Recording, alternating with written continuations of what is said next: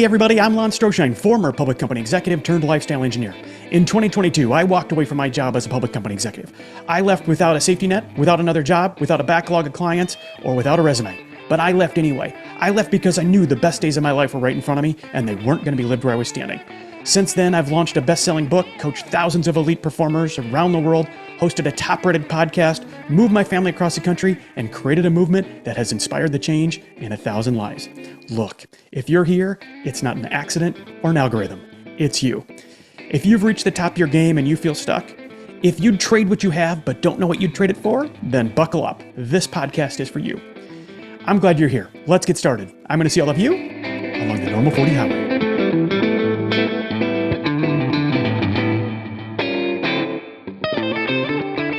We're just going to take off from here and just see where it takes us. Sounds good. So it was just a month ago, Eric, that you and I had a chance to talk when Dr. O'Malley said, hey, I just connected with this dude. You should connect with him. You and I got a phone call and we quickly discovered that, hey, look, we share a universe here of individuals who might be navigating some things and they don't really know where to turn for help. So spoiler alert for anybody listening, I am talking to Dr. Eric Arzubi, who's a psychiatrist living in Montana. So far, how am I doing? So far, so good.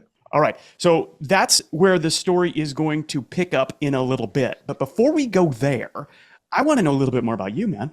Tell me where you were at and what you were doing in the third grade.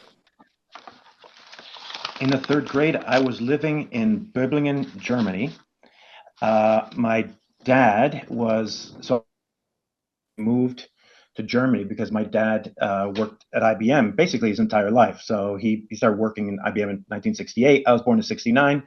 Third grade, we're living in Böblingen, Germany. It was the first of two times that I lived in Germany as a kid. The first time around, I lived there from kindergarten through fourth grade, and then after that. No, sorry, it was kindergarten and first grade, and then later it was fourth through seventh grade. And so third grade. Anyway, that was a long answer to your question. I was in Germany in third grade. So, okay, so you spend a good chunk of your childhood, two different rotations in Germany, and then you came back, I would presume, to the U.S.? Yep, and back to Vermont, and went back to school there in Vermont, and it was tough because I had to. I'd made some friends in Vermont, then went to Germany, made some friends there, went back to Vermont, got reacquainted with friends, went back, so the back and forth, that was a little tough.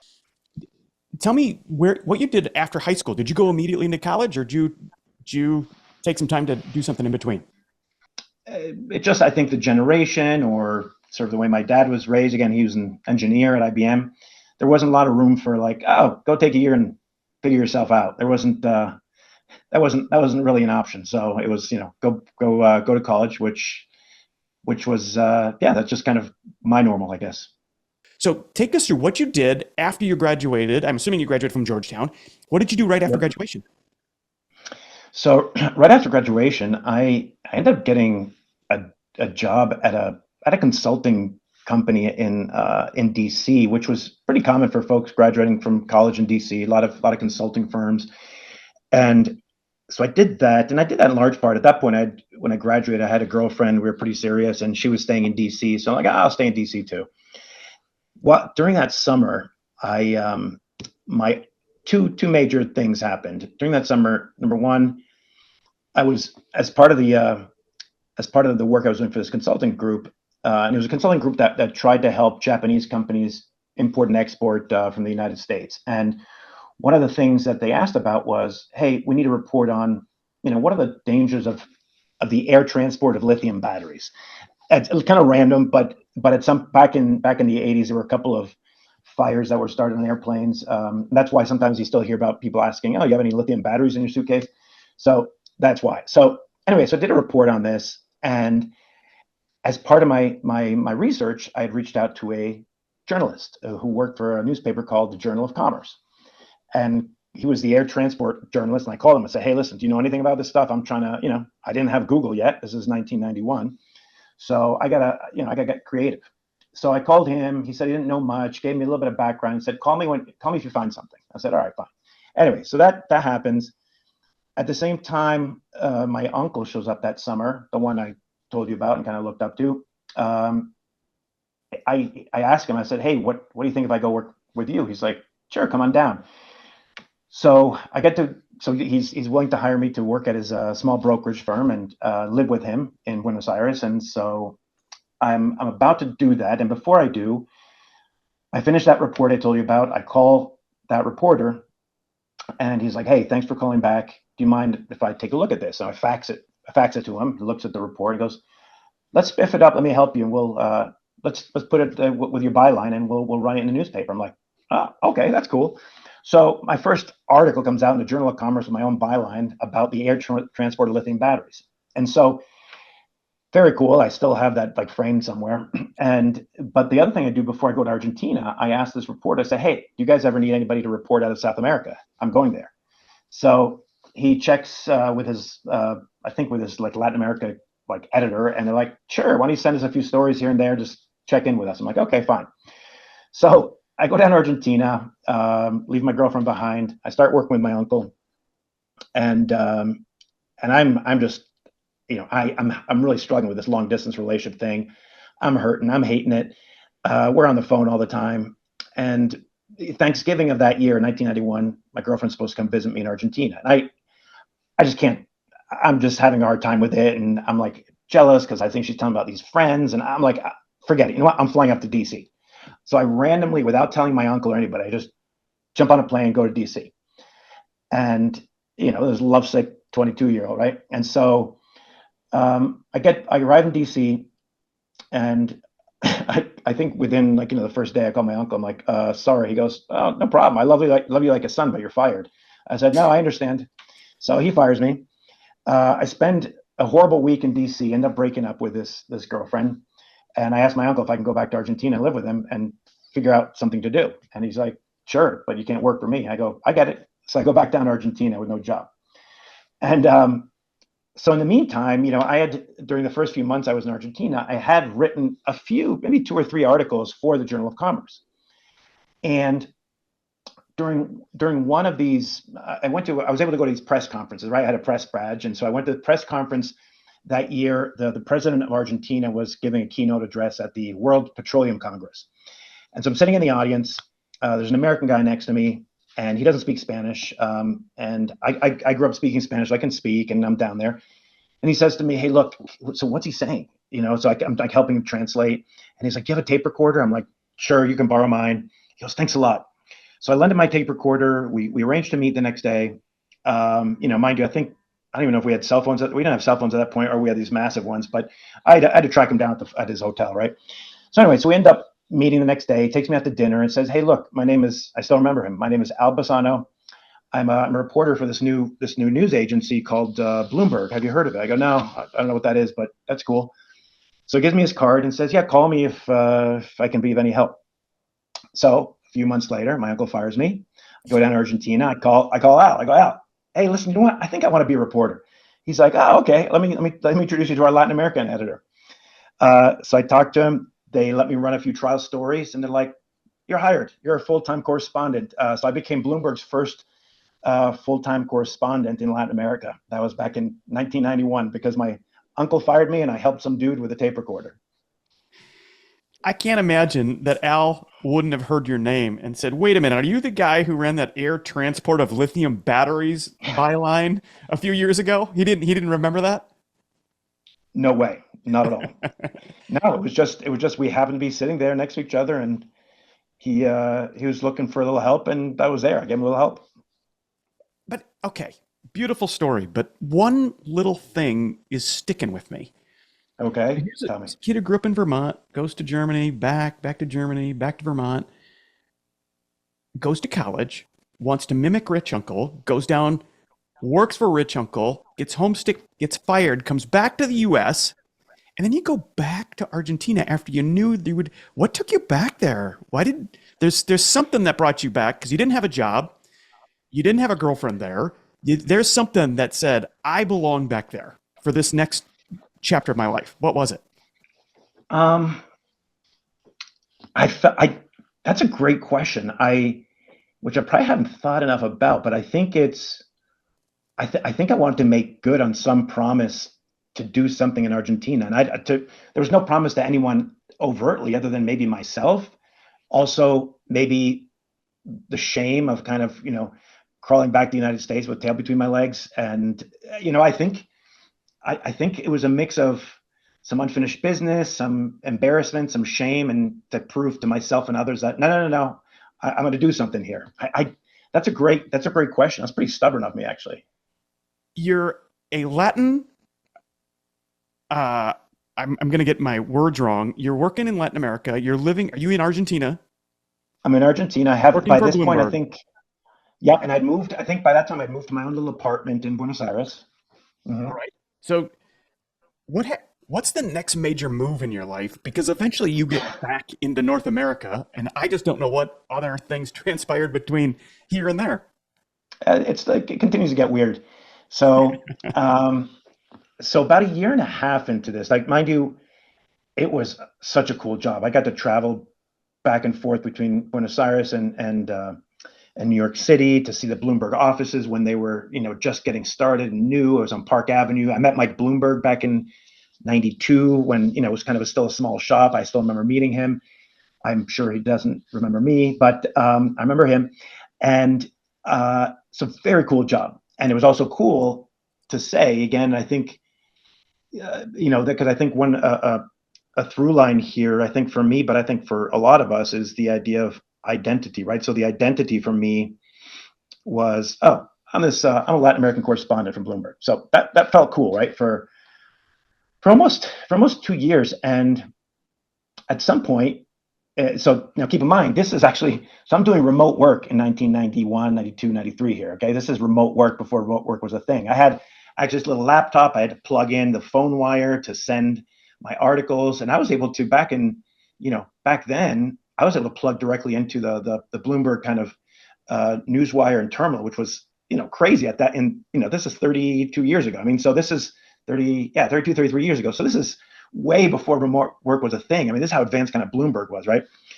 So I'm working out of my apartment alone, and I was getting to be tough. I was by myself. Again, I was traveling, but still, I was by myself every day. I was talking to my editor every day, but I think between kind of starting to feel alone, and the other thing was weird to me is I kept writing about other people. And I didn't want to write about other people. I wanted, instead of writing about other people, I wanted to be one of those people doing stuff, not somebody. I didn't want to be a spectator, which is what I started to feel like. I felt I was a spectator, and I'm like, all right, I need to go back into the arena somehow. And so I talked to my uncle again, and so by this time I'd done a good job at Bloomberg, and things were going well. I go back to him. I go, listen, can I go back work with you? He's like, all right, fine. What So I what quit. is your uncle's Yeah, go name? ahead. I gotta just what is his first Jolt, name? Jolt, Jolt. Zsolt, Jolt. All Yeah, right. So Uncle Jolt says, yeah. "All right, the prodigal nephew returns. You've earned your place in my kingdom." Then what happens? So I joined him, and I quit Bloomberg. And my parents at this point are like, "What are you doing?" Like my dad especially is like, you had this great job where the company is doing well, and blah blah. And you're going back to Jolt.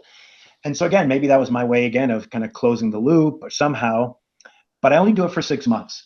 I only do it for 6 months, and at that point, I'm like, you know what? I don't know if this is my thing, and maybe I need to be back in the U.S. So I quit, and I go back up to the United States. And by this time, my parents had moved to Connecticut from Vermont. And so I go back and I crash at my parents' place and this is 1993. So I'm crashing my parents' house in Connecticut. And I decide, you know what? I want to save the world. So I'm going to go to law school.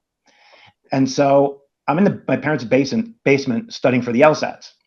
And when I get back, and my uncle, my dad is working at this point. He's got he's one of the senior guys at IBM, running kind of semiconductor manufacturing and design worldwide, and he's got a son in the basement, trying to figure out what he's going to do with himself and studying for the LSATs. He goes, "What are you doing?"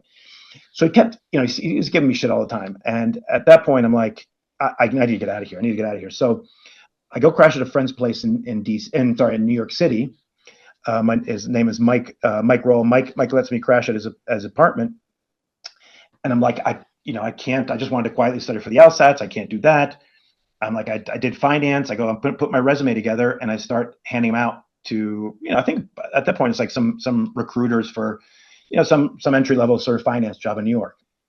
And I end up getting, the first thing I do is I end up getting a temp job, like a part-time temp job at a Mexican brokerage firm. I forget the name of it, but it was a Mexican brokerage firm, because I'd been in Latin America, so like, all right, this guy maybe can help. I don't know. So I'm doing that. At the same time, my resume is still going out to other places, and I end up getting a job with a place called Offit Bank. Offit Bank is it's a big money manager, probably a hedge fund before hedge funds were a thing, because they did a lot of sort of sophisticated investing in all parts of the world, including the United States, and then ended up getting a job as a really entry level analyst, a financial analyst. And so then I am able to get my first apartment in New York City. It's a tiny little place in Upper East Side, and I'm working for Offit Bank now, and as a Latin American analyst focusing on Argentina. And the guy I was working for, Rick, his name was Rick. He had just finished working at Salomon Brothers and wanted to run this place like Salomon Brothers, trying to make us grind it out 80 hours a week, staying super late, sacrificing everything. And I on that side of Wall Street, so there's buy side, sell side, right? The sell side is kind of Morgan Stanley, Goldman Sachs, all those people. And the buy side analysts don't make a lot. Yeah, it's good money, but not nearly what you make on the other side. So 80 hours a week, and I'm not getting compensated for this. I'm like, this really stinks. So one day we have this team from Morgan Stanley come to visit us, and we meet with them, and they try to tell us, look, hey, if you guys are buying and selling things in Latin America, you should do it with us. We're doing great things, blah blah blah. As they're leaving, one of the people says, by the way, if you know of any good Latin American traders, we're looking for a Latin American trader. Anyway, have a good day, bye. And I had the guy's business card. I ran down to the payphone, I think next day, called him. I'm like, yeah, I'm your guy. So I end up interviewing for the job, ended up getting a job as a bond trader for Morgan Stanley, trading Latin American bonds. And I'd been at Offit Bank for only 9 months. So they're not thrilled, but now I end up taking this job at Morgan Stanley, and I'm working on a trading floor in Midtown Manhattan. This off of 6th Avenue before Morgan Stanley moved to Times Square. But I ended up working at Morgan Stanley for 5 years and trade bonds for him. I told you it was going to get weird. Yeah. Well, now we're into investment banking, but Morgan Stanley, as a mid 20-year-old something, to have, to be credentialed into the bond floor, that's something. So what happened? Yeah, no. Yeah. So I was there for 5 years. I enjoyed a lot of it. I'll tell you something, there are a lot of stories about Wall Street, the people. I've met some of the most brilliant minds I'd ever met on Wall Street. And you can imagine, right? It's people get paid really well, and so it attracts some brilliant people from the best schools. And these are people, I remember thinking that when I was there, going, man, if we put these people to work on the world's problems, we could solve a lot of problems. I mean, these people were geniuses. I mean, there's one dude, he had gotten his PhD at MIT in physics. I think he had worked also then at Schlumberger, which does I think equipment for petroleum companies. This guy was genius, and then he got brought into Morgan Stanley to work as a quant guy, like starting to price all kinds of risk, right? I mean, and this is also a guy who probably could have solved a lot of other problems. So I felt so I guess one of the things that I remember really well is being surrounded by some brilliant people and some incredible characters too. And I had a blast. I mean, I really made some great friends, lived in New York City, single, making good money, traveling. Back then I was able to travel first class to like Mexico City, to Rio, to Santiago, Chile, to Buenos Aires. I mean, it was fun. I mean, it was really fun. I'd say I had a good 3-year run where it was just, it was fantastic. I didn't think of anything else other than like, this is cool. I'm loving this. This is cool.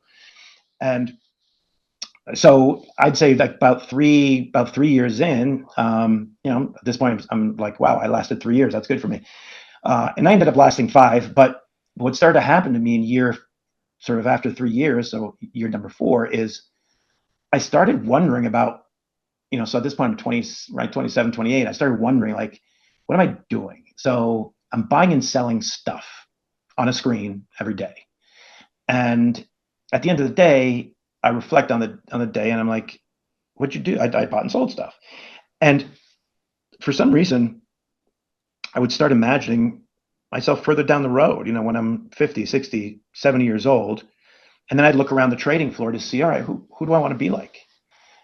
And again, lots of brilliant people. So there's no knock on the folks on the trading floor, but there was no one who I could see myself being like. So as a role model and role model more than just professionally, right? As a human. Again, there weren't bad humans here, but I'm just thinking about how do you spend your time every day? What do you do with your life? What is it that you're building? And one of the things about Wall Street that's interesting is, and especially a place like Morgan Stanley, again, they in many ways they can add value to the financial system, but in the end, you're intermediaries. You're not the one actually building stuff. So as I'm sitting here talking to you, I'm reflecting.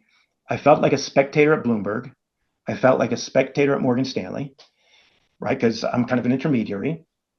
And then as I'm kind of searching for a role model, the person I kept coming up with, at this point, again, loved my uncle, but had that kind of experience in Buenos Aires. I'm like, okay, it's what he does is cool. He's having fun, but that's not it. And I tried it on and it didn't fit. So here I am. And I started thinking about my pediatrician in Vermont.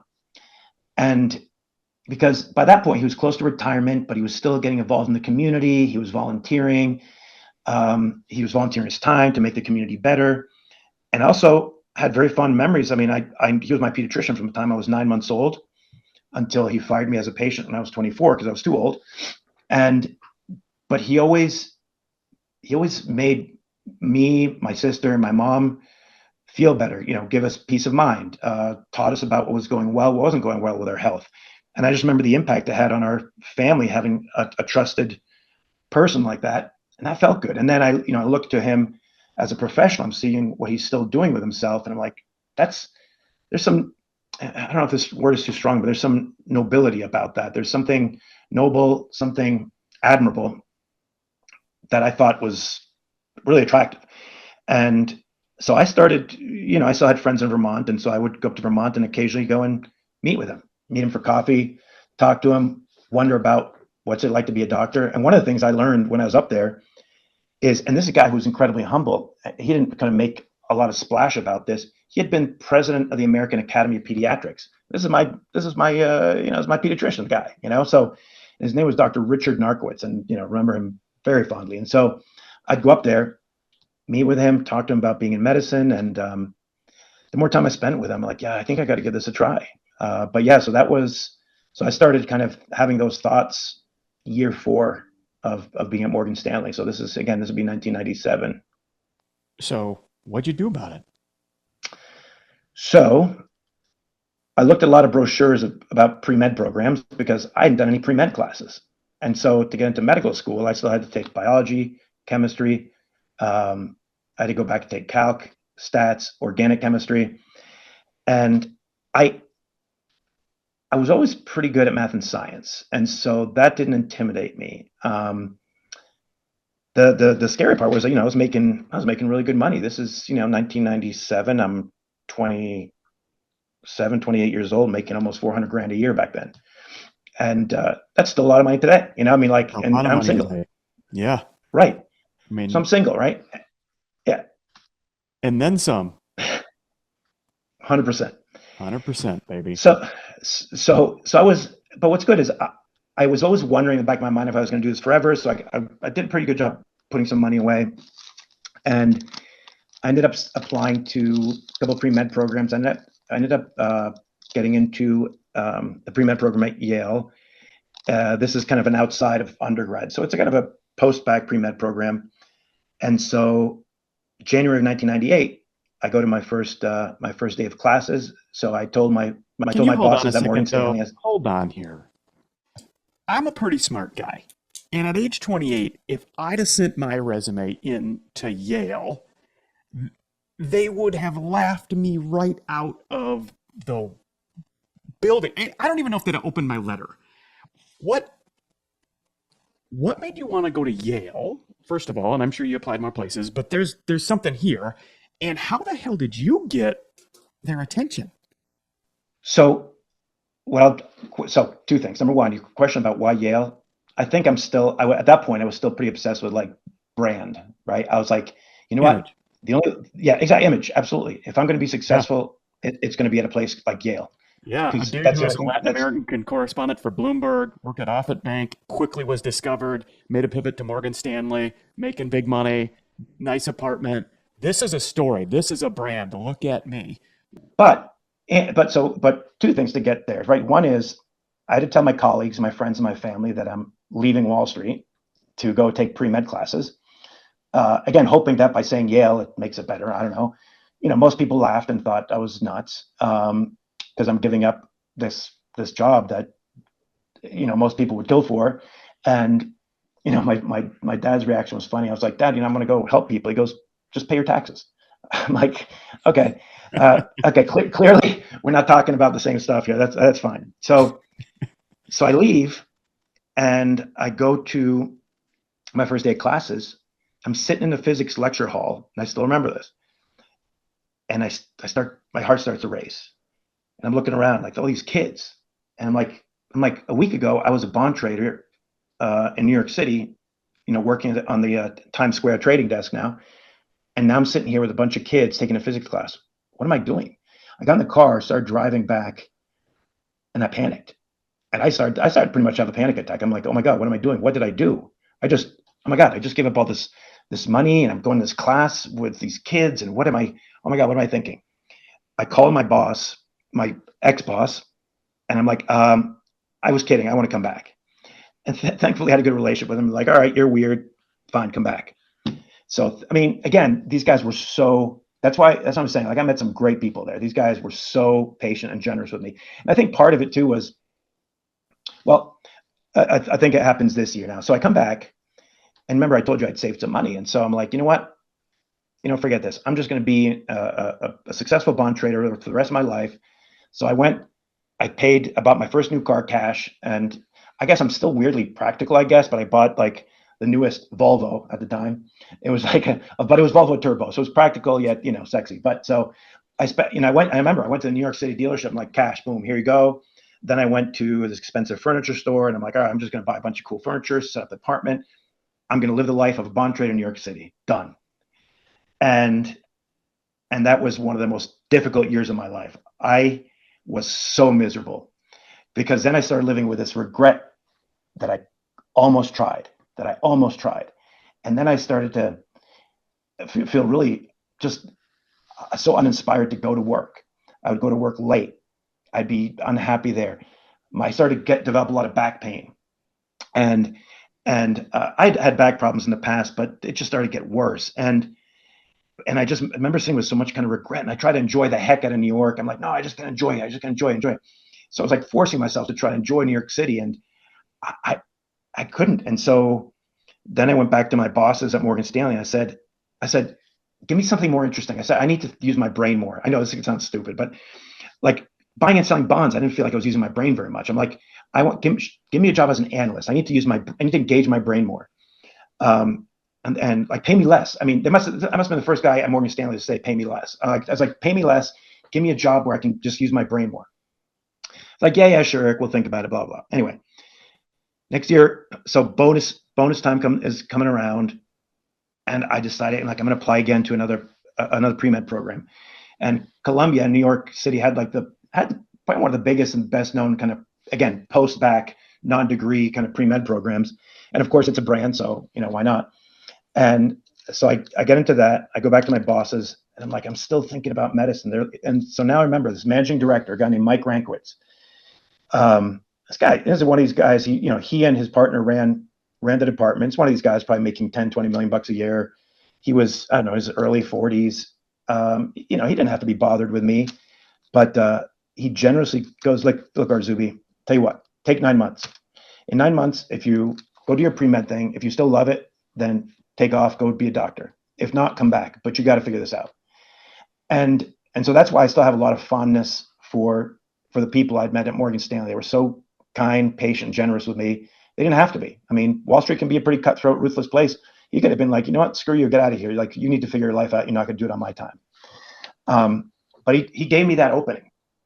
And I think because of that opening, I was able to really commit. And so January of 99, I leave, I go to Columbia and I start taking pre-med classes. And yeah, and again, plenty of bumps along the way, but that's how I made the pivot from Wall Street to pre-med. So Morgan Stanley and Mike Rankowitz, I think you said, Rankwitz, yep. gave you more chances than Uncle Jolt. He was on to you, dude. He was on to you. But Mike's one of the good guys. Do you still know Mike?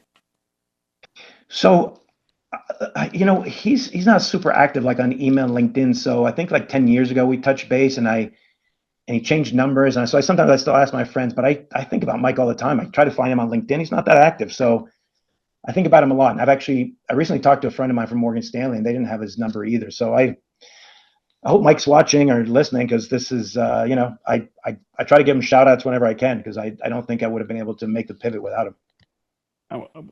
From the sounds of it, I think we can guarantee that. Or if you would have, it would have been much, much later. And you'd have been even further down the runway.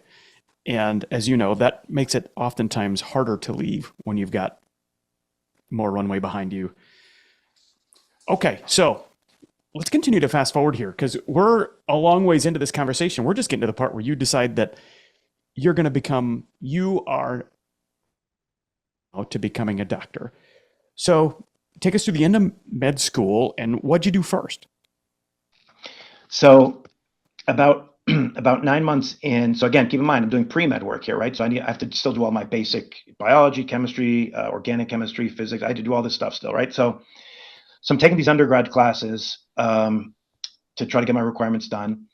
And again, I still had this pressure on myself, right? Because I had to think about brand, right? Because Eric needs to be at the top branded places. And I need to be building an awesome resume, because clearly that'll bring happiness. And so if I go to med school, I better go to the best med school in the country. And in order to do that, I better get straight A's, right? So I'm putting all this pressure on myself, so I'm doing these science classes, right? Where they're graded on a curve, right? So you're competing against all the other students here at Columbia, and I'm competing with all the Columbia students now, right? So I'm putting this pressure on myself. And the first semester I'm doing physics plus lab, and I crush it. I'm like, I'm the man. Then the summer I do chemistry 1 and 2, crush it. I'm the man. I did so well that I even was going to be a chemistry teaching assistant at Columbia. So I started doing that. So then the fall starts of 99, my first, and I'm like, I'm crushing it. I'm the man. And now I'm still at this point, I'm living with my parents, which, so I'm commuting from Connecticut into New York City. So it's a lot of extra driving and stuff, but it doesn't matter. I'm a man. So first biology test, I'm taking this biology class. I think was her name Moskowitz. Was that her name? Professor Moskowitz. She was this feared biology teacher and gave these really tough exams. I take the first test and I get a 57. Now, yes, they're going to curve it. Out of 60? Out of 100. Yeah. Out of 100. So I'm like, and I know they're going to curve it, but that didn't matter. I looked at 57, and meanwhile, I've been crushing it. I'm like, whoa, I'm done. I'm not going to get into med school. I'm not going to pass this class. I'm not going to get into med school. Everything I've been doing up to now is going to be a waste. What am I doing? Oh my God, I need to double down on studying. So I start getting anxious, right? And then I go sit down, I go into the library, and I'm like, I got to double down on my studying. Clearly, I'm not studying enough. So double down. And I remember sitting in the library, I can't focus because I'm too anxious. I'm like, okay, I just need to take a break. Then I'm going to need sleep. That night, I don't sleep. Next day, I wake up. I don't even wake up because I didn't sleep. Anxious, exhausted. Now I really can't focus. And it continued to spiral. It continues to spiral to the point where I had to put a break on things. And I reached out to my primary care doc and I said, I've stopped functioning. I'm constantly anxious, like an 8 or 9 out of 10 anxiety, not sleeping. And every day that goes by, I'm, number one, I'm wondering what the hell's wrong with me. Number two, how am I going to pull out of this nosedive? And oh my God, in the meantime, I'm supposed to be going to class, taking more exams. I'm going to keep failing, right? So I hit a wall. I hit a terrible, terrible wall. And I didn't know what was going on. So I reached out to my primary care doc. I'm like, I think I need to talk to a shrink. I need to talk to somebody. And he's like, all right, I'll refer you to a psychiatrist I know in New York City.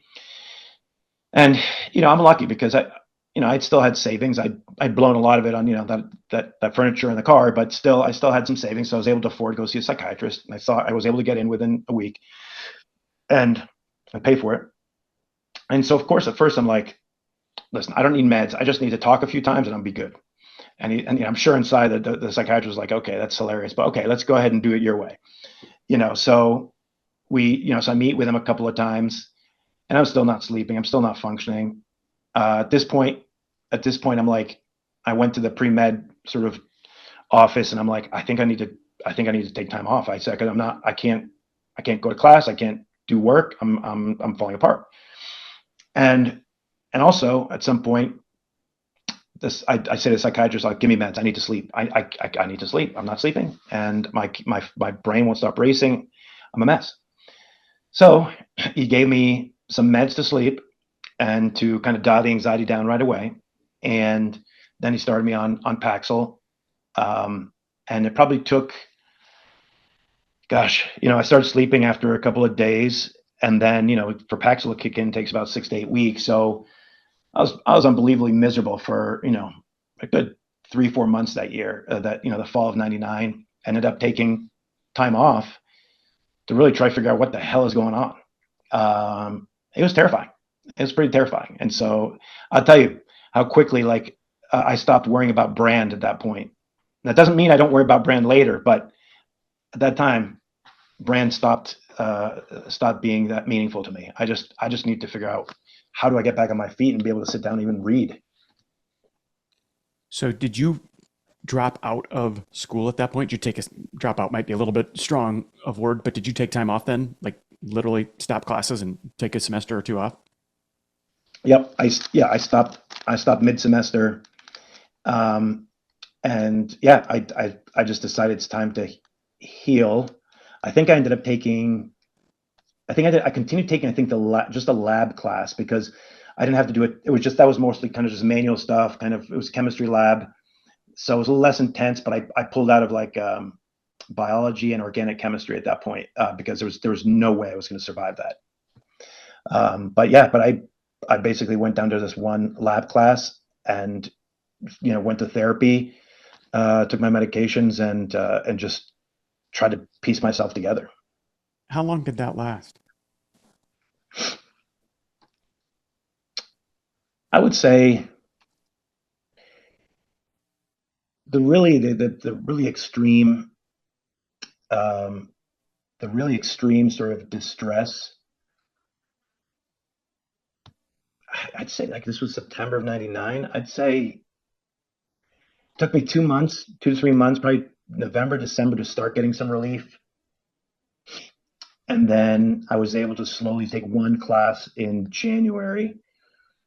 And that's when I kind of resumed taking classes. So I was better enough to be able to kind of sleep. At that point, I was like so focused on, because I was terrified of not sleeping.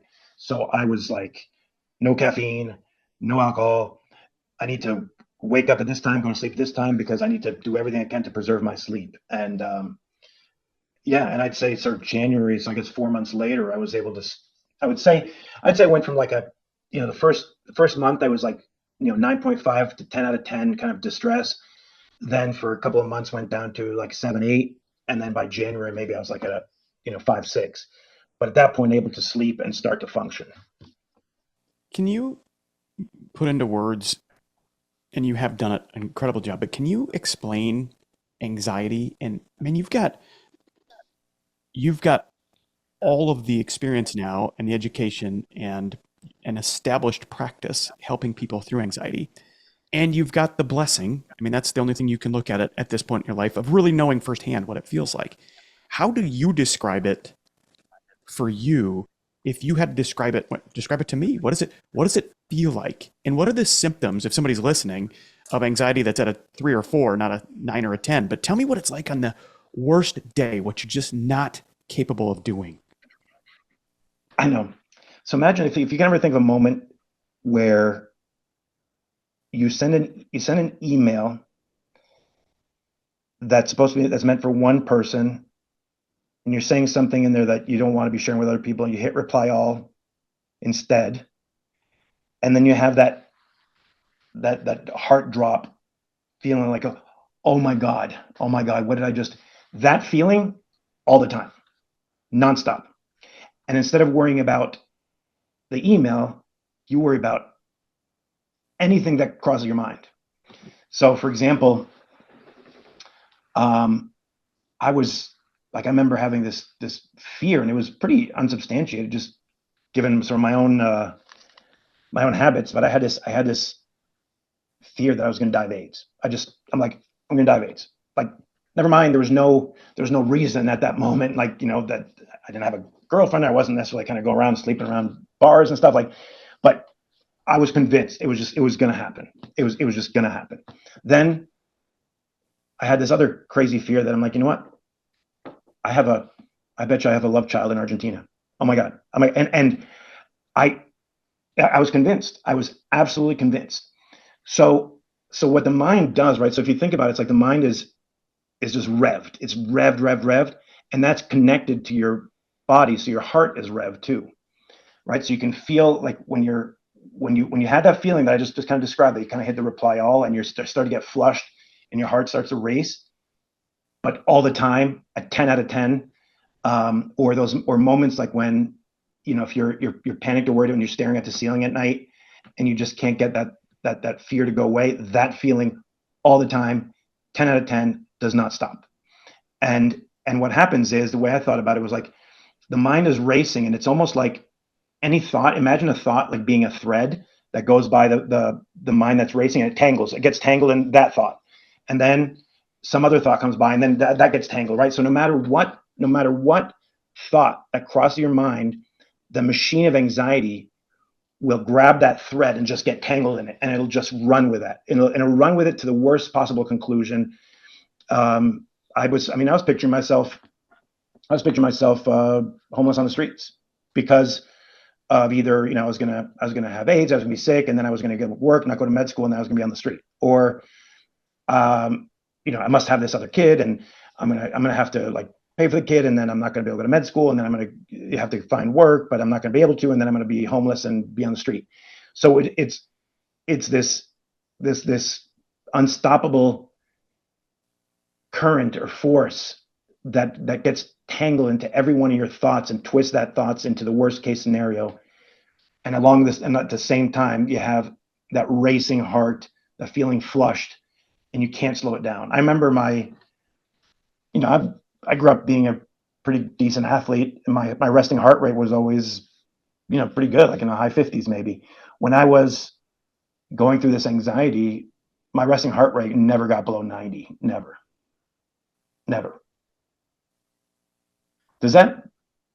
I understand perfectly. It's incredibly well said.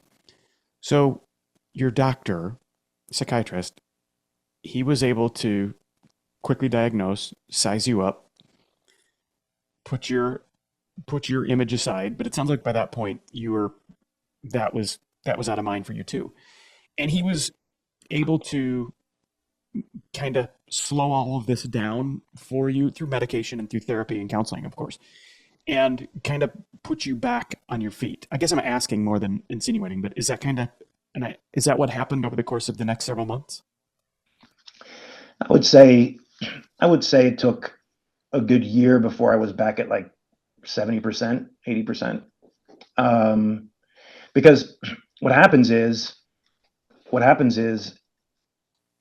this was and I think, but before this year, before 1999, I'm sure, and I know I'd been hit with anxiety, but I never knew what it was, and it would dissipate too. Think back to, remember when I told you about, I left Argentina, like when my uncle fired me, I just kind of took off, like something was up, like, I must have been like not thinking straight, right? And so, there must have been signs of this before, but I just didn't know what it was, or didn't think to kind of get it checked out. And it was, functioning pretty well. So when this hits, right, it's terrifying, it's painful. And what starts to happen is you start developing, and this is pretty common, and like you mentioned before, is a little bit of it's a blessing that I experienced this, because I certainly I'm much better equipped now to talk to my patients about it. But the fear of anxiety causes almost as much anxiety as the actual anxiety, if that makes any sense. I'm so terrified of falling back into that hole that causes a whole nother level of anxiety. It's because you're terrified of that pain. And I, you know, many times I've kind of had conversations with my patients, and it's kind of funny when I, these are patients who have been treating for anxiety, and I'm like, let me guess, you're terrified of being anxious again. They're like, yes, yes. And I'm like, yeah, I know. It sucks. So you said it took almost a year to get back to 70%. hmm Were you were you back in med school at this point? So, I was back at Columbia finishing my pre-med stuff, and I was hoping to finish my pre-med stuff in like a year and a half, crush that, then go to med school, crush that, and just kind of crush everything, right? But clearly I had to stretch things out. And so I had to go finish all my pre-med stuff. And I ended up finishing all my pre-med stuff by like 2001. And at the same time I was, and also I was spending, a lot of money on tuition. And so I had to kind of do some extra work. And so, by 2001, I was finishing up my pre-med stuff. I was applying to medical schools, and I was working. And the work I'd started doing was actually ended up being a pretty transformative for me. I ended up doing a ton of tutoring. I was tutoring middle school and high school kids in math and science, and really loved that. And this is all while kind of I'm healing, right? So I'm finishing up pre-med. I'm applying to medical school, making some extra cash by doing tutoring. And I found my time with these kids and their families, because a lot of times I ended up going to their homes so I could do the tutoring. I ended up finding that time very rewarding, therapeutic. There's something, but it was meaningful to me. And I think one of the things I uncovered, and this is kind of when I was looking back, well, I didn't figure it out at the time, but one of the reasons I believe I ended up choosing child psychiatry was because I knew I loved spending time with these kids. I knew I was able to talk to these kids, and I was able to somehow move the needle on something with these kids. I did not quite know what it was, and I was very comfortable talking to parents about their kids. And so that experience tutoring was really important part of my personal and professional development, I would say, as I'm finishing up pre-med and applying to medical schools in 2001. Did you know when you were in medical school at any point, did you know you were going to go into psychiatry or did you just know you wanted to get into med school and you didn't know exactly what specialty you were going to go into? It was med school. I'm like, I just need to get in med school first. Let me just worry about med school. Now, there's a part of me that, because I looked up to my pediatrician, I'm like, all right, maybe I'll do something with kids. But, and then, I was doing the tutoring. So I'm like, all right, maybe I'll do something with kids, but I just need to get in med school. Let's just get to med school. So I'm trying to keep score. How many times did you make a run between pre-med and med school at actually getting through? So you got 2 runs at Columbia, Yep. into Yale, deferred. So I mean, technically that's 1 run, but I mean, Great. No. you took a number. Well, my point is, you went through a lot through this short period in your life. As a 20-something, it's a long period, but from where we sit today, looking back, it was a shorter period. But you went through a lot of trauma, like mental trauma, with image and ego and clinical diagnosis, anxiety, and like dysfunction to an extent for an elite performer, which if you're still listening, you are, and so you were going through a lot, and to stick with medicine through all of this, and then to take some time off because something about these kids and raging knowledge was starting to burgeon in you as something that is more than just an interest. It's starting to, take root, and then go back into a very demanding, stressful college experience, medical school experience at one of the world's most elite medical school programs. I mean, this is a very traumatic, stressful time in your life, and you made it. You took some runs, but you made it through. I mean, so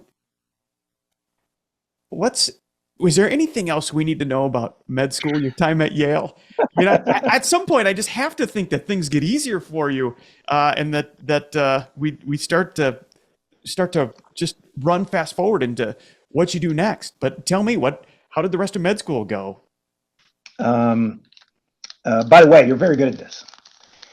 Um, so, so yeah, so just reflecting to your point, right? Because I took, I took a run at pre-med in 98, didn't, then went to Columbia, then had to stop because of the anxiety, take time off, and then finish pre-med, then I apply, get in, then I stop again. So I never thought about that pattern. That's interesting. Um, so it's really interesting. And if you look at, right, if you look at the time we just spent together, and I'm telling you how many times I've started and stopped things. To be honest, I look back on the last, so we're in 2025. I look back on, since I started med school in 2003, so what, 22 years. I look at the last 22 years, and I'm amazed that I really didn't do any more starting and stopping. So I'm amazed actually I stuck through it. So clearly it meant something for me to be in medical school. It was something. It did something for me. I know one of the things in terms of my identity, when I thought of myself before going to med school, before going to medicine, I always thought of myself as smart, but I never thought of myself as being great at any one thing. I always thought myself as a jack of all trades, master of none. I'm like, yeah, I'm pretty solid at everything, but I wanted to be great at something. And so I think when I slowly started to peel back kind of my experience with tutoring, spending time with these kids, understanding their learning disabilities, their ADHD, understanding kind of some of the anxiety stuff they were going through, their families, seeing that I was moving the needle. I was getting through med school. Something. I think at first, honestly, it was more like it wasn't so much that I'm like, oh, I found it and I'm running with it. I'm like, okay, there's nothing that's stopped me yet. I'm still kind of going through. I'm just kind of going through it, and I keep I kind of keep stumbling towards a child psychiatrist. I ended up going through. There's a kind of medical student interest group at the Yale Child Study Center I joined while I was a med student, and they kind of pair you up with a mentor. So I really enjoyed being mentored by the child psychiatrist. When I graduated in 08, actually I lied. It's amazing. I took another year off in when my girls were born in 06 to help my wife. And because we still had the business, so I just spent a year kind of working and doing research. But that's pretty typical at Yale. Like half the students take a year off to do research and other things. So, but anyway, I graduated in 08, and before applying to residency to see what specialty I was going to be in, I thought about psychiatry. I'm like, no, I need to go into it's not real medicine. I need to go do something kind of more medicine-y, like, okay, child neurology. And then I imagined myself as a neurologist versus spending time as doing the things I'd love doing, spending time with these kids and talking to them and getting to know their families. I'm like, no, this is what I need to do. So it's funny. So I started to kind of shed a little bit the image thing, right? The stigma thing around, I'm like, okay, I'm here. What am I going to do every day? I don't care if you call me a shrink or not. Like I know I'm good at this. This is my thing. And so I think I slowly started to discover my thing, which became sort of child psychiatry. I cared a lot about it. I think I was good at it. I spent time with kids. I was good. I was able to connect with most every kid I talked to. I was able to connect with most families I talked to. And so I'm like, all right, this is clearly my thing. And I got the biology and the medical stuff. I learned all that too. So I'm like, I think this is my thing. So I did. But basically the way it works is after med school, you do general psychiatry. You do 3 or 4 years of general psychiatry after med school. And I did what you call fast track, which I did 3 years of psychiatry residency. So 08 to 2011. And then I did 2 years of child psychiatry, which was 2011 to 2013. So it's still, it really is long. I mean, it's remarkable to me that I stuck out from 99 until 2013, 14 years.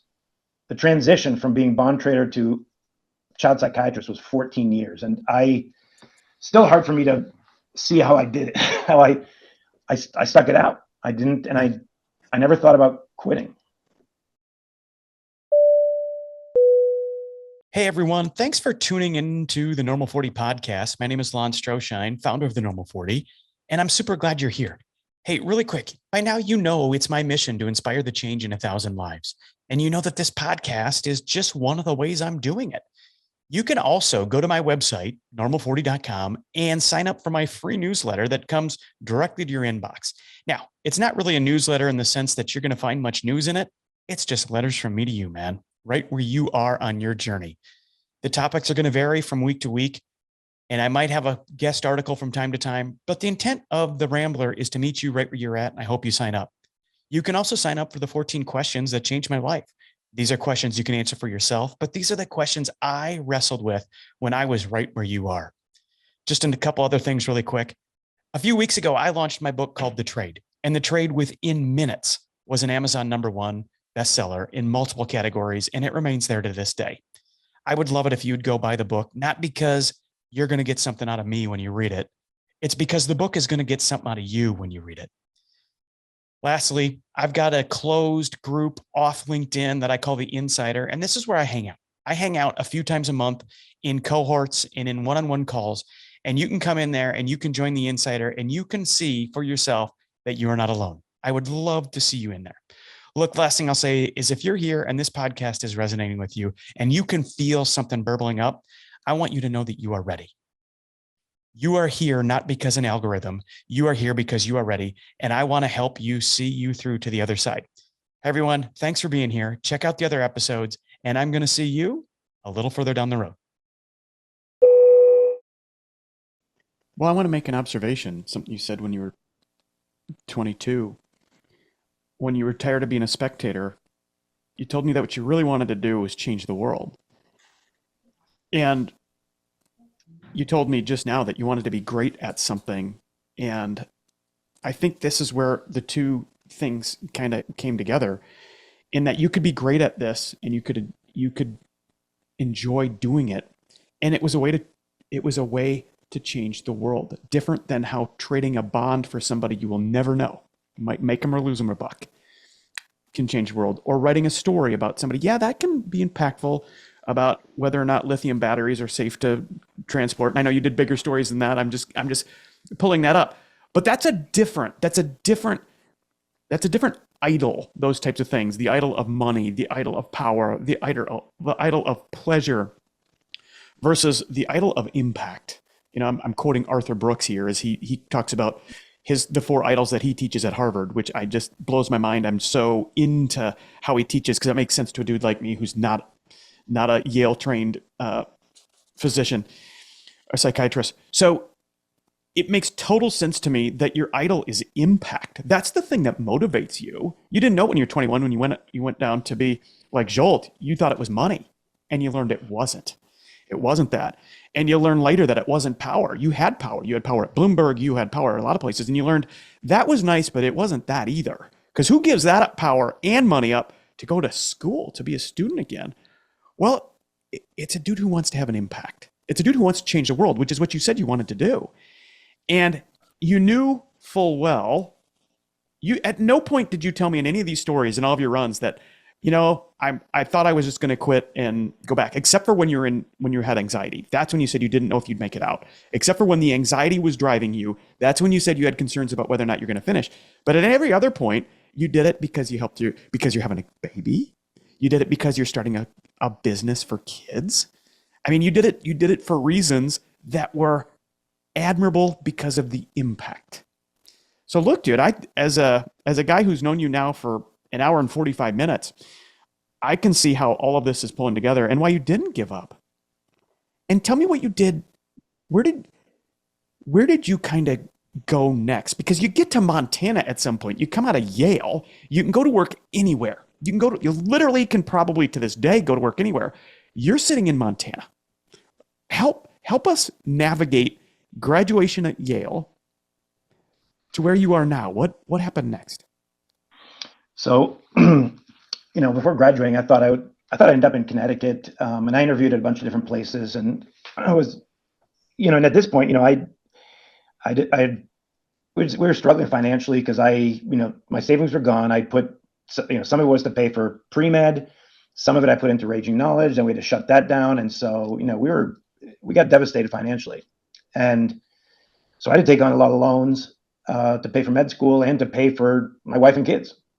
And so, I had to think about where I was going to live, and Connecticut's expensive. Also, I think by that point I kind of grown tired of kind of this, I'm slugging it out, trying to have like the best brand of everything, like the best college, the best med school, the best this, the best that, blah, blah, blah, blah. And it was exhausting. And I'm like, I don't know that I want my kids. And, we had 2 daughters, twin girls by then. I'm like, I don't want my daughters to deal with that. I don't want them to think that having a resume is what's going to make you happy, because clearly it ain't. Like, my resume is pretty damn good. And Lon, something you should know about me, I don't go to bed at night staring at my resume and it gives me happiness. That doesn't happen. And I knew it wouldn't happen for my girls either. So I'm like, anyway, so one of the things my wife and I talked about was like, gosh, it'd be cool if we ended up living in a place where we could consider retiring to. And so I ended up getting this email from this place called Billings Clinic in Billings, Montana. It was a recruitment email. It's kind of one of these blasts. And I look at it, I'm like, Ella, what do you think? My wife, Ella. And I'm like, what do you think? Should we look at this? She goes, man, give him a call. So I call him. I'm like, man, I've never been to Montana before. They're going to fly us out there. Let's check it out. Probably not going to be anything, but let's just check it out. So April of 2013, they fly us out with my daughters. And Billings itself is, it's a little bit, it's not kind of nestled in the mountains. So I was a little bit surprised. I was like, this isn't what I pictured. But then that weekend we drove around and went through Yellowstone National Park, drove by Big Sky. I mean, I saw some incredible things, like, oh, okay, I get it. I'd never been to Montana. I'm like, okay, I get it now. Like, if people haven't been to Montana, like, the pictures just don't do it justice. It's ridiculously beautiful. And it's funny, I'm here, 12 years later, and I still don't take it for granted. And so, and at the time, Billings Clinic had an incredible reputation. And because there's so few psychiatrists in Montana, they were paying really well. And the cost of living in Billings is a lot lower than it is in, I don't know, Greenwich, Connecticut. So I'm like, all right. And they were helping with like some student loan repayments. I'm like, all right, we're doing this. So my wife, God bless her, says, all right, we'll do it. Let's go. So I ended up in Montana working as a psychiatrist for Billings Clinic. A year later, the chair of psychiatry steps down and the job is up for grabs. I'm like, I'll do it. This is an opportunity to kind of make a difference. And so Billings Clinic is the largest healthcare system in the state. They had like, I don't know, 12 or 13. And I'm like, this is an opportunity to kind of leave my fingerprints on something and make it better. And so I ended up getting the job as chair of psychiatry, and half the docs were pissed off because I just finished training and they're like, who's this kid think he is? I'm like, I don't care. We need to fix things. And it also took me a while to learn how problematic sort of mental health care is in Montana. Montana, for last 40, 50 years, has struggled with among the highest suicide rates in the country. Like, Alaska, Wyoming, and Montana are constantly at the top when it comes to the highest suicide rates in the country. And a lot of it has to do with access to care, having to drive so far to get care. People, Montana's beautiful, but there was no med school. Like, Montana opened its first medical school, I think a year or two ago. And there's also no psychiatry training program. Montana, Alaska, Wyoming, I think Delaware too, were the 4 states with no psychiatry training program. So this is where I get to start doing some cool stuff. So when I became chair of the department, and I was telling the CEO of the hospital that I'm having trouble recruiting people, he's like, well, why do you create a training program? And I'm like, okay, let's try it. So I ended up working with a local legislature and philanthropy and the University of Washington and opened Montana's first psychiatry training program. And that was kind of the beginning of feeling like, okay, I can leave my fingerprints on this mental health system in Montana and try to move the needle and try to get us out of this hole of being among the worst states when it comes to suicide rates. But it was pretty cool because I felt like all the stuff that, the stories that I just shared with you and anybody listening, all those bizarre kind of disparate experiences and skills and challenges and stuff all started kind of coalesce, right? Like, I had the audacity to think I could start a new psychiatry training program because I'd done all these other things. right? I traded bonds worth millions and millions of dollars. I'd become the first, Latin American reporter for Bloomberg. So I'd done all these things that I think probably require some audacity. And so, like, to me, I wasn't, the challenge of starting Montana's first psychiatry training program was unreasonable. And so maybe that's kind of circles back to kind of some of the things you were saying about me kind of powering through. I don't know. There's something there that I'm maybe you do a wonderful job of this, is kind of pulling what's the thread here, right? But I didn't feel intimidated by the idea of starting a Montana first psychiatry training program. Like, yeah, of course, that's what we need to do. Does that make sense? Yes. But it ties into what I said earlier. Your motivation is impact. Your motivation is impact. And if you're going to solve the problem, it seems reasonable that you should have more psychiatrists and more mental health professionals in the state where suicide rates are the highest, and you're motivated to impact that. It makes perfect sense why you would say, yeah, hell yeah, I'm in. Let's get to work on that. No, thank you. Yeah. Go ahead. Can we talk? I do want to spend some time. I want to talk about the people you have the responsibility, the awesome responsibility of helping. And so we're talking. We've talked all along about your story, about anxiety and how you experienced it. We've talked about med school and the pressure and the process of becoming you, but just that battle we all go through with ego and image and family and growing kids and moving across country. And now you are in this place where you get to help people. Maybe you get to help people, but to do that, they have to find you. They have to feel comfortable reaching out to you. They have to do this really awkward, hard thing, which is, for people in the upper Midwest, born and raised there, is not easy. I'm the product of that. They don't ask for help. They won't admit, accept, or acknowledge that they might have a problem, and they don't want to burden anybody with the problem. They should be able to fix themselves, damn it. So they wear this, they sit in it. And where you had the wherewithal when you were sitting in your apartment curled up, you knew you needed help, and you did the hard thing. It is still, I'm sure that first phone call was still a freaking hard phone call to say, why do I need help? But damn it, you did it. I'm wondering if there's somebody listening who's in a place where they're not going to ask for help, damn it, because they're the problem solver. They fix these problems. They don't bring them home. They just put them down, they push them down, and they let them sit. What are the early signs that if can you put into words, either how it works for you or how you've seen it through your clients? What are those early signs that say, yeah, look, this is a thing.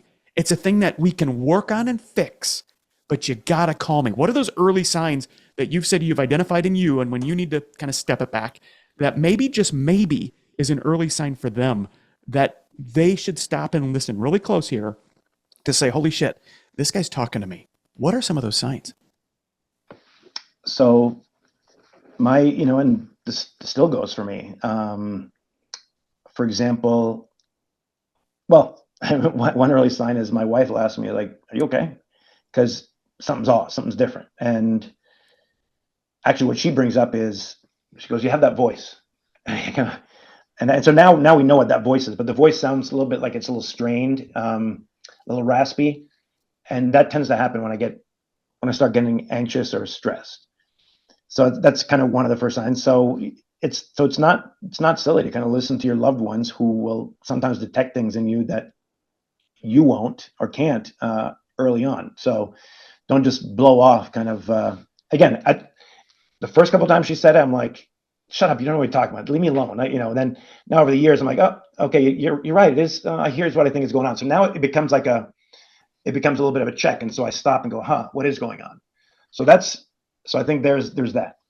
Next, think about kind of the hierarchy of needs, right? We have, and anytime you start to struggle with some of those, meeting those needs. So for example, like the big one for me, I said several times, is sleep.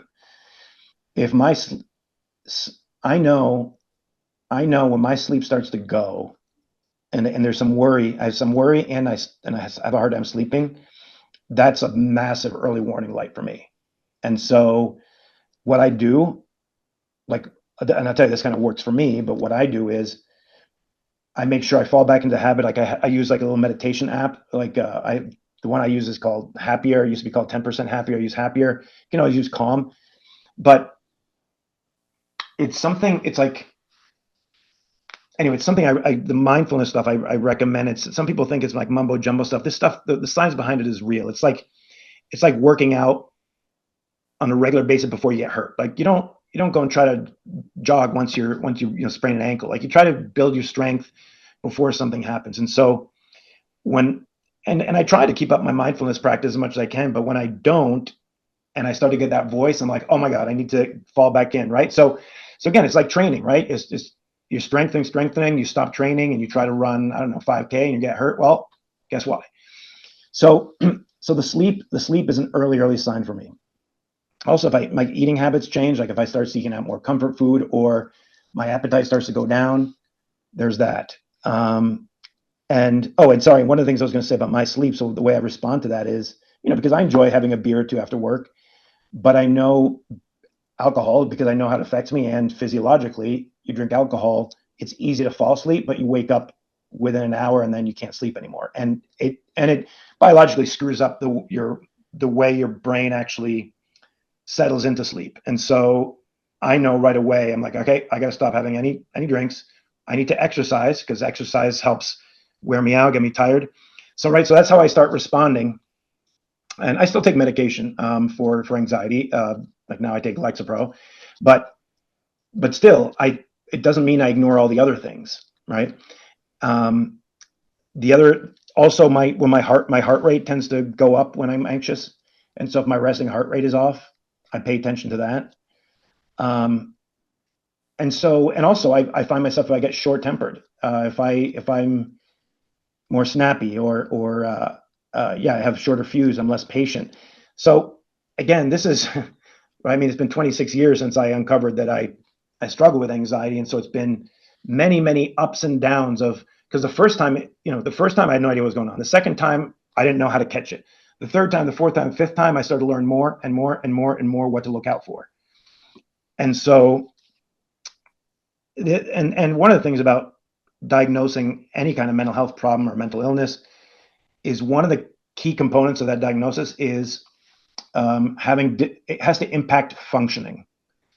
So as soon as someone out there feels like something's going on with either your mood, you're worrying too much, your sleep is changing, the way you interact with other people is shifting, and it's making it more difficult for you to get the stuff done that needs to get done for you as a husband, as a wife, as an employee, as a boss, as a father, as a mother, as a son, as a daughter, all those different kind of spheres that we kind of swim between, it starts to affect you. It's time to pay attention, and I'm not saying automatically, oh, it's mental illness, you need meds. No, because if you have mild to moderate mental health problems, anxiety, depression, you don't necessarily need medication, you just need good therapy.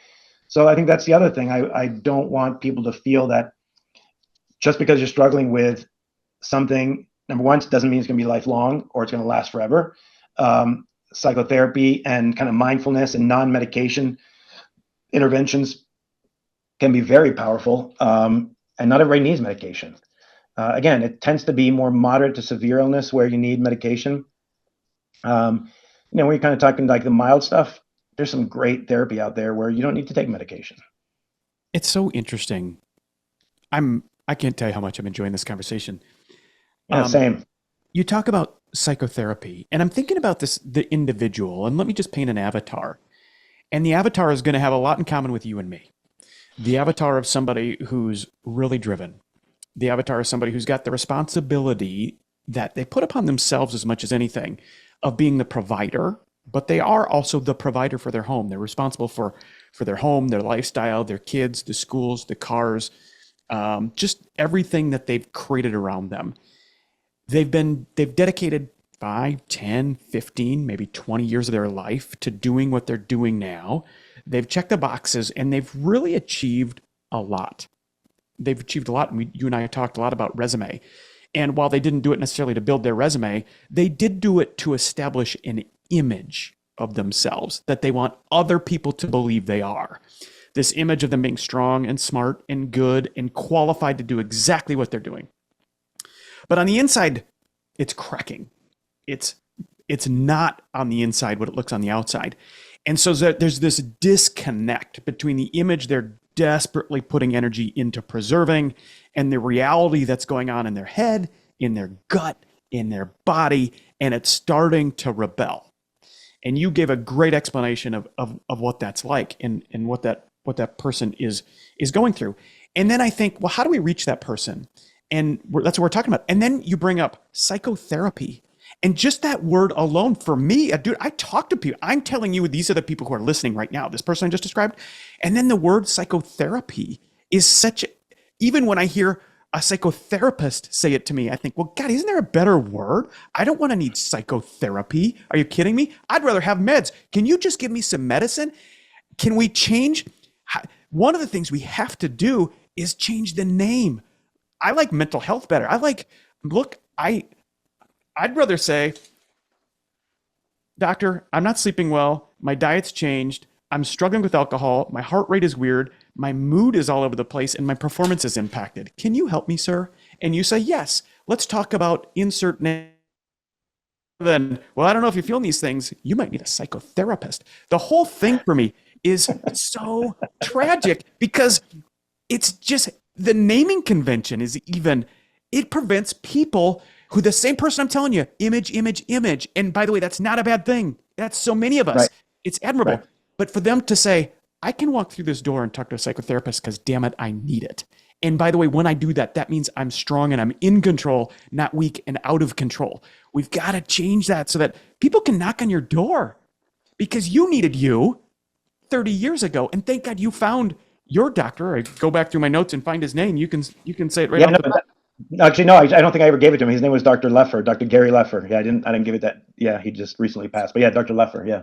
So if Dr. Leffer hadn't been there for you and answered the knock when you came knocking, who knows where you would be? So, I mean,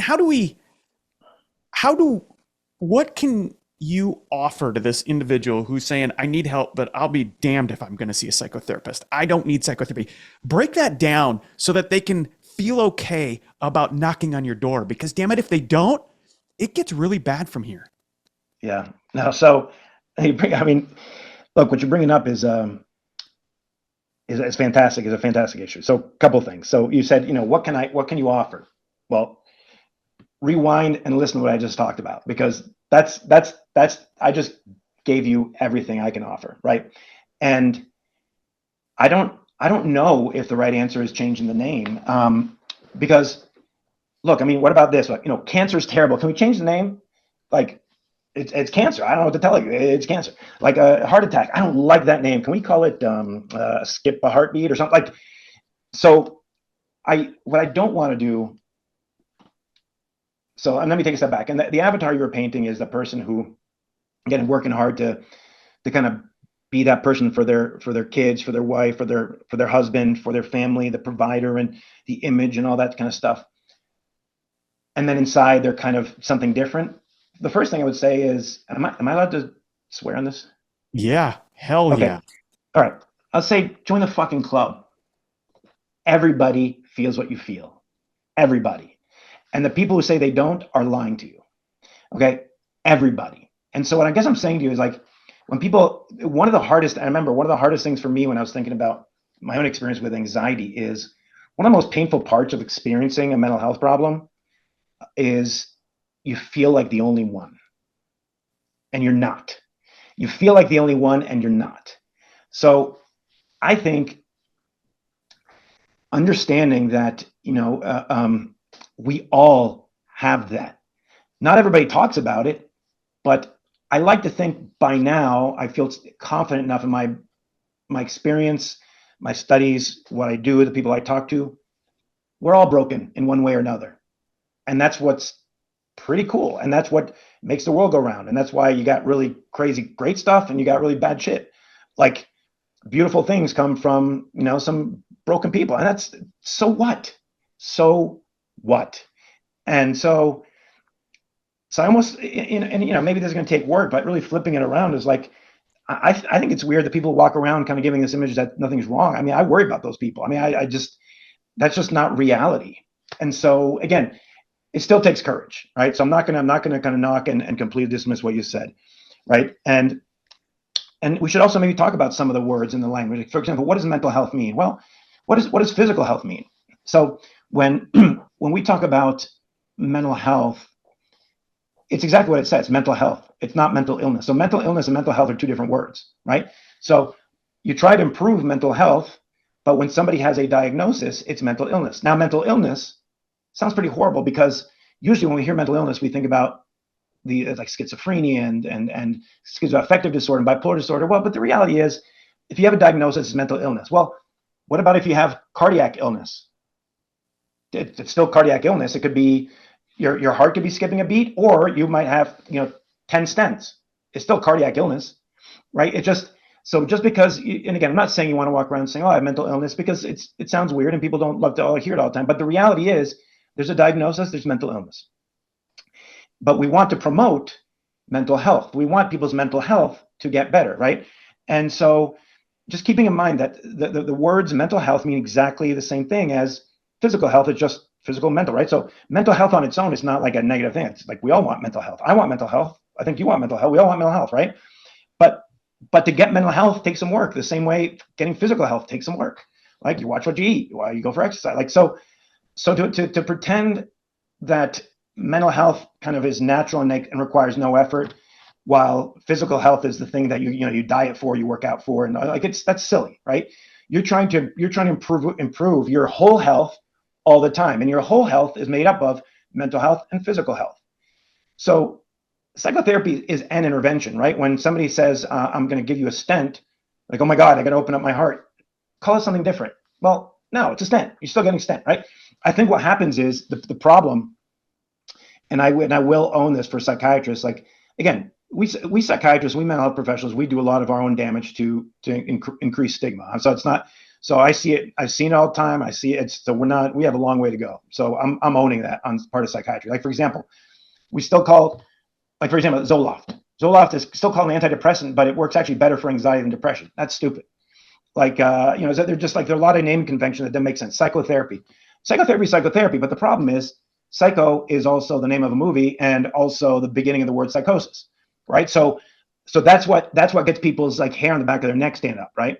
So call it counseling, call it therapy. My bad for calling it psychotherapy, but it's just what it is, And so I guess I just invite us to, instead of, right, in the same way you wouldn't ask oncology to change their words, or the same way you wouldn't ask cardiology to change the way they talk about their medical specialty.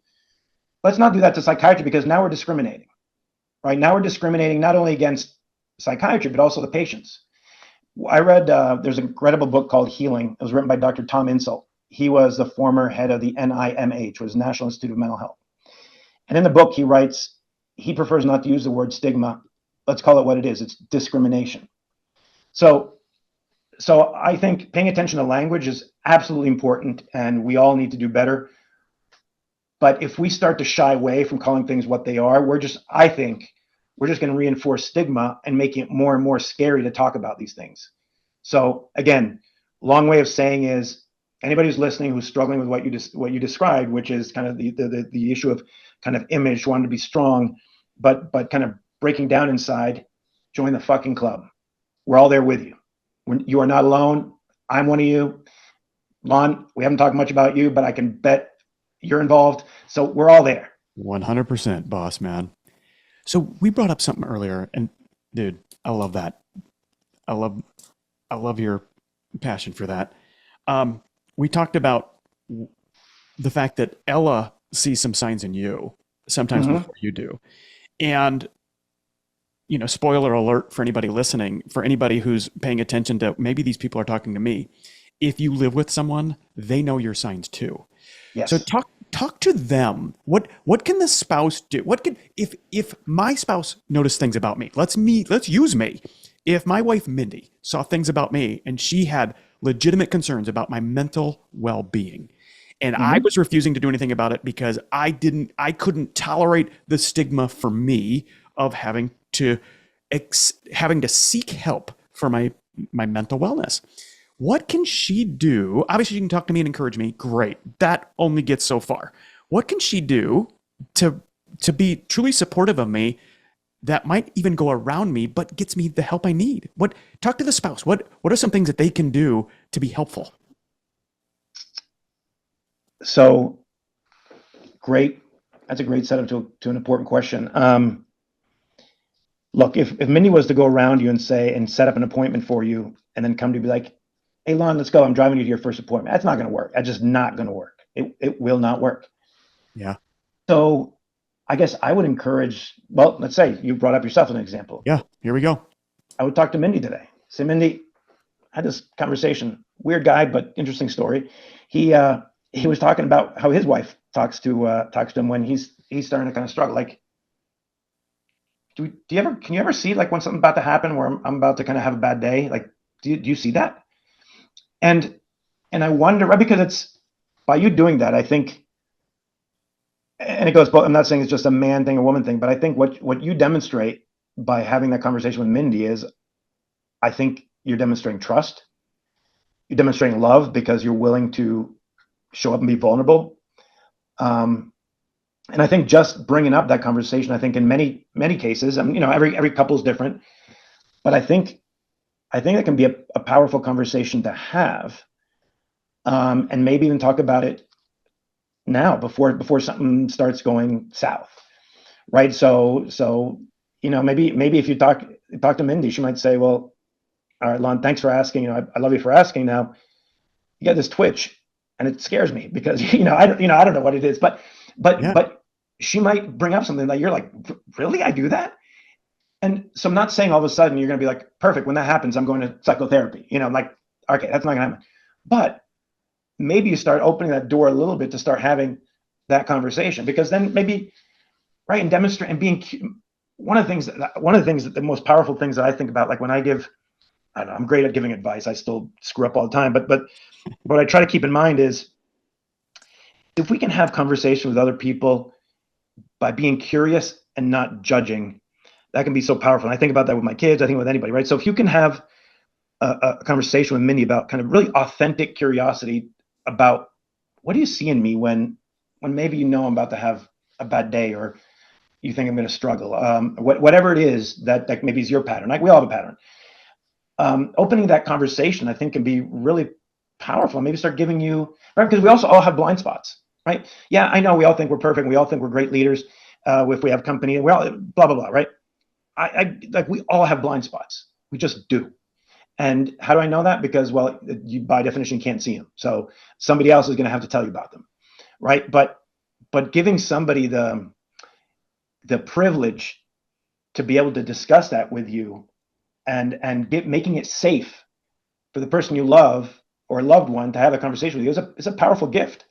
And so just start there, because in the middle of it, right, if you're let's say super anxious or depressed and become irritable, it's going to be harder to have that conversation. It's going to be harder to move the needle. So all Mindy at that point can do is validate what you're feeling, right? It's like, you're like, I'm just feeling like shit. I'm sorry you're feeling like shit. That's it, right? And not necessarily at that point going like, why are you feeling like shit? You're depressed? You're anxious? Well, what's going on? Can we do something about it? Like, no, at that point, you just validate. You say, all right, you're feeling like shit. I'm sorry you're feeling like shit. Is there anything I can do to be helpful? No, nothing. Okay, perfect, done. Like, so, right? And you kind of give the amount of space that they're telling you they need.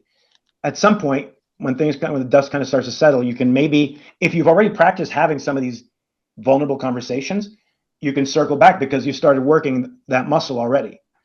And that's really what I can offer. I mean, the other thing too is, not everything, because not everybody wants to share maybe what they're going through, and that's okay too. There are a lot of people can get, what's nice is now people can get therapy and treatment online without having to tell other people. I mean, one of the cool things about doing what we do, like we do, telepsychiatry in a small town, it can be hard to get your own therapist or psychiatrist because everybody knows everybody. So being able to provide sort of treatment sort of online is great.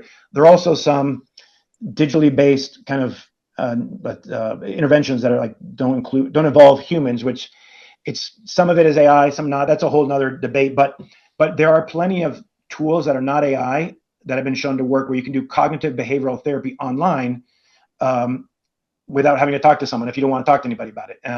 So there are lots of things that can be done without kind of feeling like you're exposing yourself. But again, I ask that, if you're listening,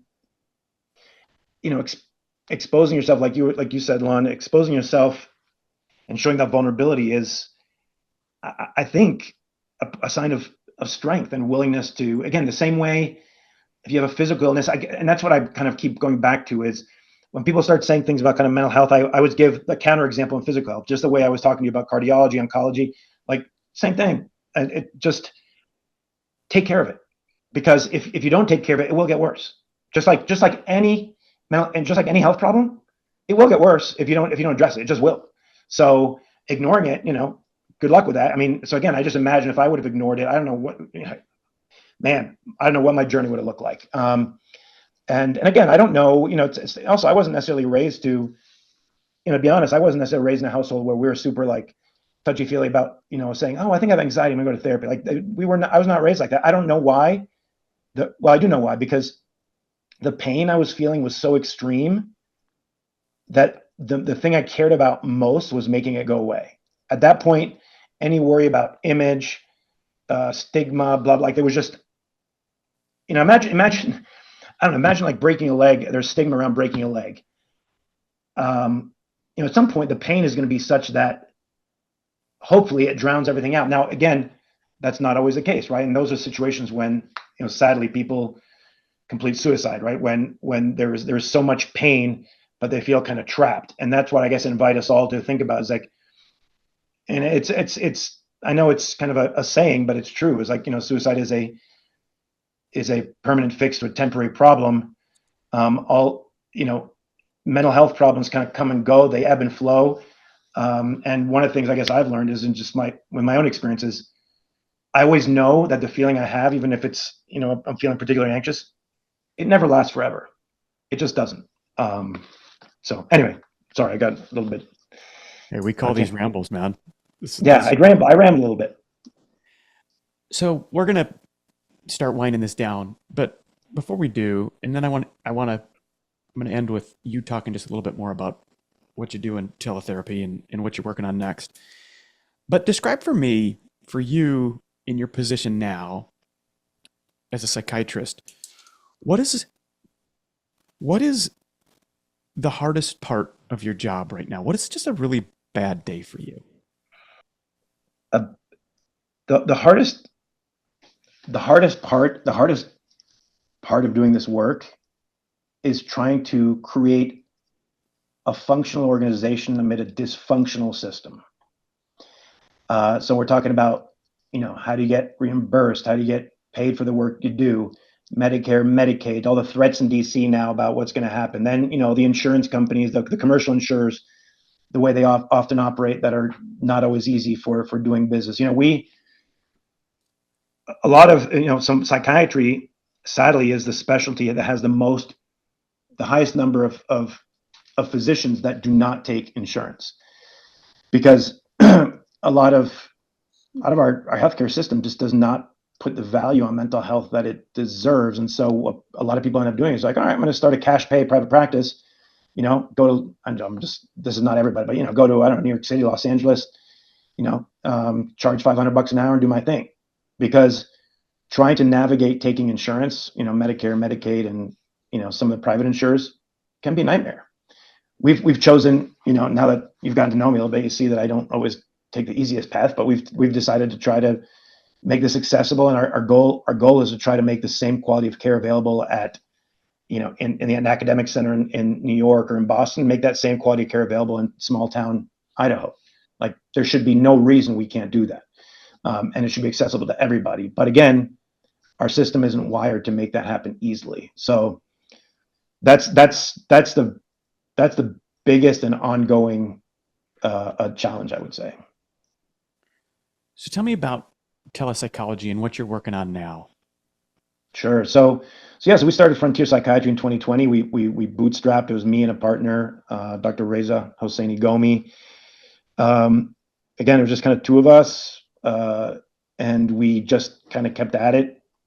Started delivering basically telehealth-based psychiatric care and addiction treatment. In other words, our focus is the medical side of mental health.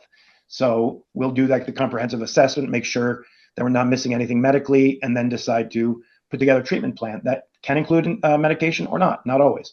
But we also did that because that type of care is also the most difficult to access in most communities, but especially in the ones that we've talked about in, the Intermountain West, Alaska, and so forth, and so in the Plain States. So yeah, we bootstrapped, and then our first goal was we decided, let's make this care available to everyone in Montana. So by 2023, we were providing care in all 56 counties in Montana, and we're like, just thrilled and proud. And we're like, man, what if we can do this in other rural states? Let's go raise some money. Get investors so we can do this in other states. And man, that was tough. 2023 was a really hard year to try to find investors, and incredibly stressful because, we're trying to pay the bills, and, we constantly sacrificed our own salaries, so to make sure we were paying our people. And so, there's many people out there, and perhaps you as well know that, being an entrepreneur is not as sexy as it is on my LinkedIn page. And so, we ended up finding an investor, and thrilled to have that investor. They end up being a wonderful partner in that they're not expecting like stupid things. Like they're not expecting like, hey, be in all 50 states in 2 years, and it doesn't matter what you do, you can break things, but just do it. Like, no. We decided early on, every community we go into, we're going to try to solve a problem. And they are bought in on that. And so because of that funding, we've been able to expand into Idaho and Alaska. And then the other thing we're doing is doubling down on analytics and technology. And what I mean by that is I want to understand, number one, I want to hold our practice accountable to make sure that we're actually helping people. Patient satisfaction scores are nice. It's nice to get a pat in the back, but I want to make sure our patients are getting better. That's number one. Number two, I want to know what the value of that is, because when we're talking to payers, I want to be able to say, no, you can't undercut the great care that we're providing. Here's how you price this. Here's what it's actually worth, and here's how we're helping people all along the care continuum. And so we're trying to work really hard. And one of the things we actually this week we published kind of a first paper of its kind. We demonstrated that in 2022. Our Montana Medicaid patients were 38% less likely to be hospitalized than Montana Medicaid patients who do not see Frontier Psychiatry, right? So it's collecting data on our outcomes, and that was a third-party analysis. We had somebody outside come and do it because we wanted to hold ourselves accountable. Like, are we actually doing a good job? I mean, yeah, we have a nice logo and all that kind of stuff, but are we actually making a difference? And I guess it goes back to Are we changing the world? Are we changing the world? Am I having freaking I heard impact? it the first time you said it. I'm like, there we go. We're coming back to 22-year-old Dr. Arzubi. Yeah, I got to have impact. If not, I don't like what I'm doing. That's right. Right down to, and it came up again, right down to foregoing your own pay. Yeah. To have the impact, man. I think we know how you're hardwired, dude. And it is admirable. Eric, dude, it's been so great to talk to you. I really thought this was going to be an hour conversation, and it's been 2.5. And so for you to give me, because I'm the benefactor here more than anyone, this much time has been absolutely fantastic. And I thank you so much. I've got one more question. And then I want you just to end with, where do people find you, and how can we help you? But the last question is really, if somebody's thinking, maybe this hearing Dr. Arzubi isn't an accident, and coming across this podcast just isn't an accident. There's a reason why I stuck around to listen to what we're saying here. What do you hope that they do in the next few minutes after this podcast ends? What is the next thing that you want them to do to start the process? Man. So before I answer that question, one of the things I need to tell you, so we've been here, how long have we been here anyway? So we've been here almost 2.5 hours. Time flew. I want you to know, Lon, you are not that you need to hear, but you're amazing at what you do. You pulled out a story in a way that I've not told it before, and you asked questions I've not been asked before. And so what I'm telling you is this has been easily as valuable to me. So I want you to know that, and I mean that from the bottom of my heart. So thank you. You're welcome. Number two, look, you can do. I guess when I think back to kind of, I've been involved in I guess there are two asks I have of the people that are listening. Because number one, either you're struggling or you know someone you love is struggling. Okay, and so I beg you, advocate for yourself. Advocate for yourself and advocate for your loved one. And I feel strongly that being a physician, being an advocate is as important as it is to kind of treat people. But also, you don't have to be a doctor or sort of somebody with a title to be an advocate. Okay, an advocate means a lot of different things. So number one, please advocate for yourself, because if you don't advocate for yourself, very few people will. And the people that you love and the people that love you need you. Okay, so people you love and people that love you need you and really want you to advocate for yourself. Number two, if you're able and you have a loved one who needs help, be their advocate as well. And advocacy can mean all the way down from just going to that first appointment with that person, helping them sign up for an appointment. Again, this can be for anything too, like go to primary care. I don't know, they have chest pain, like advocate. The health system sucks, okay? And we need to feel empowered to advocate for oneself. If you go to a therapist and you don't click, go to a different one. You're not beholden to that person forever. Like, go, you don't like me as a psychiatrist, move on. Like, I don't own you. Like, you have every right to find that person that meets your need. And please do that. Just if you go to 3 different psychiatrists before you find the one that fits, awesome. If they don't like it, screw them. Doesn't matter. And advocacy means from that very first call to make the appointment all the way to, they're trying to, for example, they're trying to cut Medicaid. And if you care about that, like, write to your senator. Like, what I guess one of the things I've learned, I kind of think back on the things that we've talked about. Like, I started, the residency program, and did a couple other things that involved like being an advocate. The skill you need to be an advocate if you want to kind of do things on a system level, 90% of it is show up and show you care. And so that's what I want people to take away is show up and show you care at the little level and at the big level with your loved ones. And when it comes to your community, it works. That is so well said. Be an advocate. Ain't nobody going to do it for you. Be an advocate for yourself and someone you love, because it really, in what we're talking about, can mean the difference between life and death. 100%. 100%. Where can people find you? We talked off the bat. I was connected to you by Dr. Patrick O'Malley, and I think he found you on LinkedIn. And I went to your LinkedIn page, and you've got an incredible following. I looked at the stuff you put out there, and it's incredibly valuable and well done. And so I know that on LinkedIn they can find you, and they will, and I'll put that in the show notes. But where else can we just tune in to learn more about who you are, what you're doing, and just how to follow along with what you're doing, with the research you're still doing? Sure. No, absolutely. Thanks for asking. So for example, the research that came out on Monday, first thing I did was I put on LinkedIn, and I've really made an effort, to create a presence on LinkedIn, because there are a lot of people in social media who talk about mental health, and they're not all qualified to talk about mental health. And so I wanted to create a loud voice. I like to think I know enough to be able to say things that are helpful. So try to create a following on LinkedIn to make good information available to people. So I will put, our latest stuff there. And then our website, frontier.care.